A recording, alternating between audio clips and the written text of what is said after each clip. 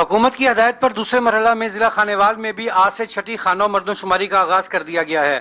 Deputy commissioner Muzaffar Khan سیال نے کہا کہ ضلع خانیوال کو مردم شماری کے حوالے سے 2 فیز میں تقسیم کیا گیا ہے۔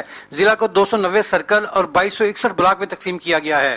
دوسرے مرحلے میں خانیوال میں مردم شماری کا آغاز یہاں سے کر دیا ہے، جس میں پہلے جو 3 دن ہیں 25th 6th 7th یہ بیسیکلی ہاؤس لسٹنگ کے لیے ہیں، اور پھر اس کے بعد 10 دن مردم شماری کے ہیں، پھر 1 دن ریٹریول آف میٹیریل کے لیے، اور اگلا پھر ایک فیز ہے جو ٹوٹل ملا کے 1 مہینے کا 25 مئی تک انشاءاللہ یہ مکمل ہوگا۔ ضلع میں 2200 سے زائد سرکاری ملازمین، 1800 سے زائد پاک فوج اور 1400 سے زائد اہلکار سیکورٹی کے فرائض سر انجام دیں گے، اور ایک مکمل سیکورٹی پلان جاری کیا گیا جس میں تقریباً 1400 کے قریب پولیس اہلکار جو ہے وہ مختلف اوقات میں سیکورٹی انجام دیں گے۔ اس کے اندر ضلعی پولیس کے اہلکار بھی شامل ہیں اور پنجاب کانسٹیبلری سے جو ریزروز آئی ہیں وہ بھی شامل ہیں۔